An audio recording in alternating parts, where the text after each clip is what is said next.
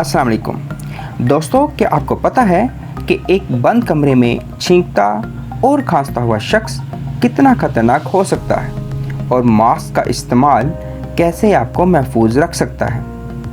दोस्तों, वक्त गुजरने के साथ साथ जहां कोरोना वायरस के मरीज़ों में बेतहाशा इजाफा होता चला जा रहा है, वहीं इसके फैलाव पर होने वाली तहकीक की रोशनी में कई नई बातें सामने आ रही हैं। हाल ही में जापान में हुई एक तहकीक ने ये पता लगाया है कि किस तरह एक छींकता हुआ और एक खांसता हुआ शख्स बीमारी के फैलाव का सबब बनता है और किस तरह हम इससे महफूज रह सकते हैं। जैसा कि हम सब जानते हैं कि कोरोना वायरस एक बीमार शख्स से एक सेहतमंद शख्स में मुंतकिल होता है और ये मुंतकली नाक, मुंह या कान के रास्ते से होती है। लेकिन ये सारा अमल आखिर होता कैसे है, इसका पता लगाने के लिए जापान में हुई तहकीक के बारे में आपको बताते हैं।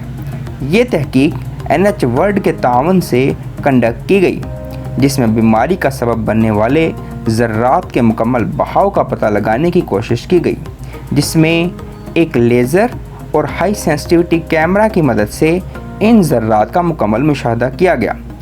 इस टेक्नोलॉजी की मदद से हम 0.1 माइक्रोन तक के छोटे ज़र्रात का भी मुशाहदा कर सकते हैं। तजर्बा का आगाज़ हम छींकने के अमल के मुशाहदा से करते हैं। एक शख्स छींकता है। इस तस्वीर में हम 1 मिलीमीटर की जिसामत के बड़े ज़र्रात को आँख से देख सकते हैं। ये फ़ौरन ज़मीन पर गिर जाते हैं। आइए इसको हाई सेंसिटिविटी कैमरा से देखने की कोशिश करते हैं। इसमें हम छोटे ज़र्रात को देख सकते हैं जो चारों तरफ हवा में फैलते हुए नज़र आ रहे हैं। इन ज़र्रात की जिसामत 10 माइक्रोमीटर से 100 मिलीमीटर की है। आइए एक दूसरे ज़ाविये से इसका मुशाहदा करते हैं। ये ज़र्रात बहुत छोटे और हल्के होने की वजह से हवा के साथ बढ़ते नज़र आ रहे हैं। ये माइक्रो ड्रॉपलेट्स हैं। आइए अब देखते हैं कि एक बुलंद आवाज़ में गुफ्तगू करता हुआ शख्स कितना ख़तरनाक हो सकता है। दोस्तों, तहकीक से पता चला है कि सिर्फ छींकना ही इन माइक्रो ड्रॉपलेट्स की वजह नहीं बनता, बल्कि नज़दीक बैठे शख्स के साथ गुफ्तगू करते हुए भी इन ज़र्रात की एक बहुत बड़ी मिक़दार हवा में मौजूद होती है। जब कोई शख्स बात कर रहा होता है तो बहुत से माइक्रो ड्रॉपलेट्स भी हवा में फेंकता चला जाता है। दो गुफ्तगू करते हुए अफराद के मुंह से निकलने वाले ज़र्रात उनके दरमियान ही मौजूद रहते हैं और ये ज़ायल नहीं होते। अगरचे अभी तक इस बात का पता नहीं लगाया जा सका है कि बीमारी की मुंतकिली के लिए इन ज़र्रात की कितनी मिक़दार दरकार होती है, लेकिन रिसर्चर्स का मानना है कि हम इस बात के इम्कानात को नज़रअंदाज नहीं कर सकते कि यही ज़र्रात बीमारी की मुंतकिली की वजह बनते हैं। छोटे ज़र्रात कई तरह के वायरस को उठाए रखते हैं। जब हम तेज़ आवाज़ में बात करते हैं या तेज़ी के साथ सांस लेते हैं तो ये ज़र्रात पैदा होते हैं। हमारे नज़दीक बैठे लोग इन ज़र्रात को सांस के साथ अंदर ले जाते हैं और इस तरह ये वायरस फैलता है।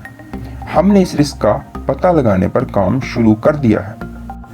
दोस्तों, जब हम बंद कमरे में मौजूद हों जहां हवा के बहाव का मुनासिब इंतज़ाम मौजूद ना हो, तो इन छोटे ज़र्रात से बीमारी की मुंतकिली का चांस कई गुना बढ़ जाता है।